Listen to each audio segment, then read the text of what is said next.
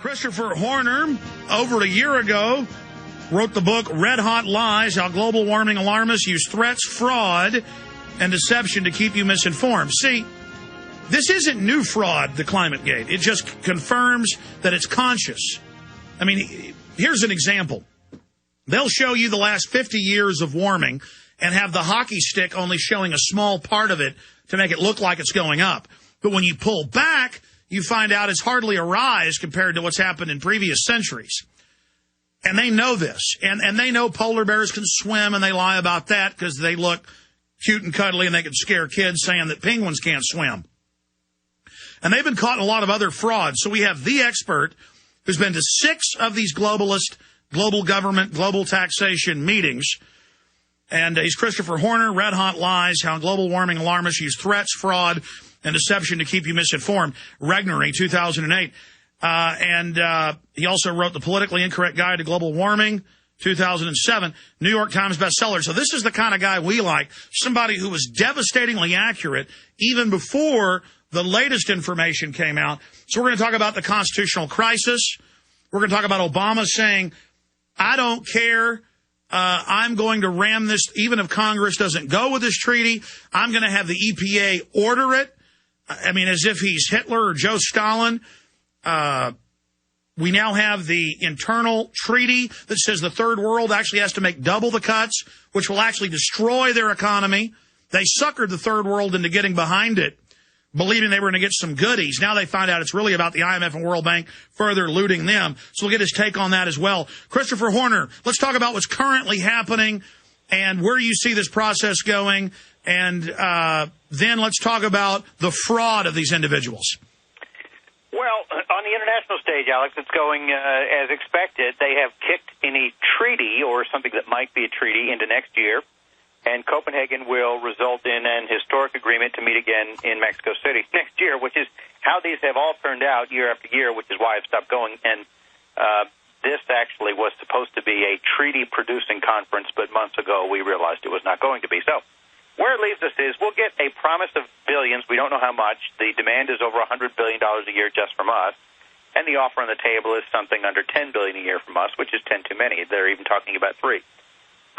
To upgrade the infrastructures of countries to better compete with us as we fund that upgrade through forcing our energy users to buy ration coupons, or what they're calling allowances, to use fossil fuels, hydrocarbon energy here, further shackling our economy. So that it's proceeding the wrong direction, but at least it's going slowly.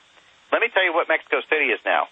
The Copenhagen discussion that we had all this build-up for has now been kicked into next November in Mexico City. November 8th is when it begins.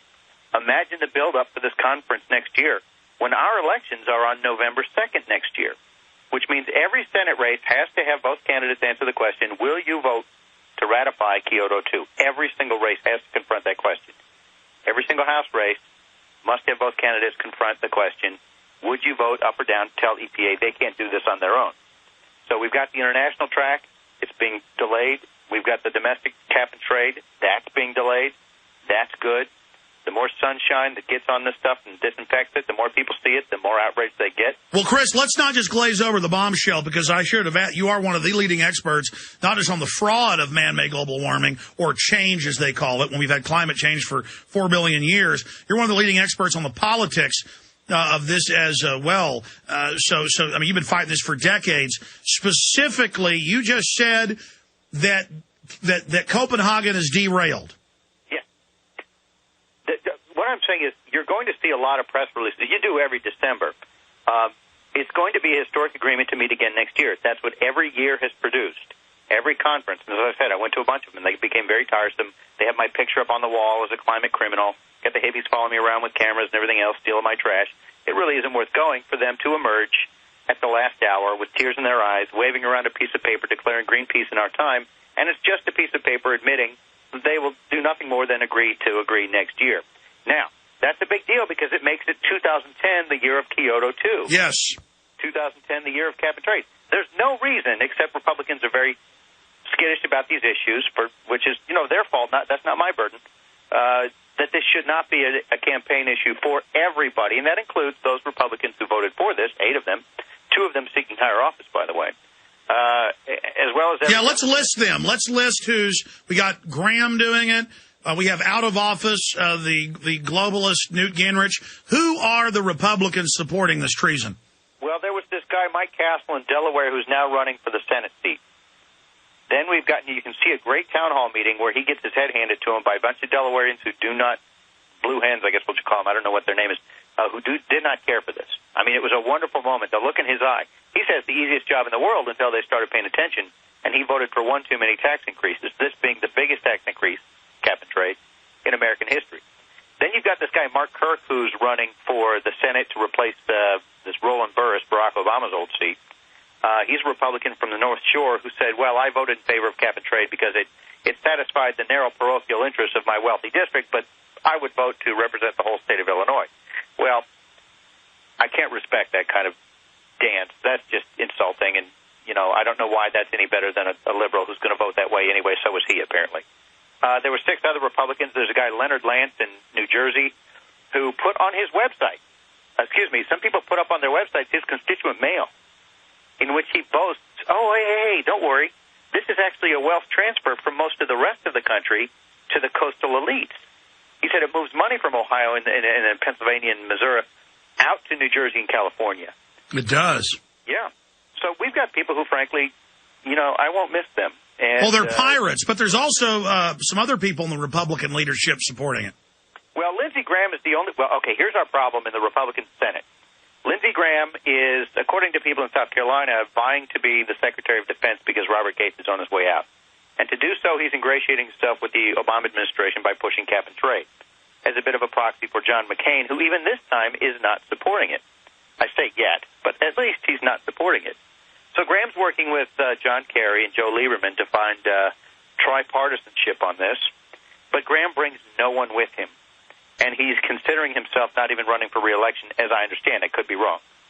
The guy I'm more upset about is Judd Gregg, who's done nothing publicly, but quietly, from Senate sources, I understand, is making noises about wanting bipartisanship uber alles. It's more important that we find bipartisanship than what really is in the bill. We're seeing that. The country is plunging into a double-dip recession, into possible depression, and we've got a globalist world government agreement, according to Ban Ki-moon and Herman Van Rompuy, the head of the EU. It openly gives 2% taxes on GDP, taxes to foreign banks, IMF, World Bank to run it, a global UN authority over air travel. This will annihilate our economy, and we've got senators who are for it because it's a new tax.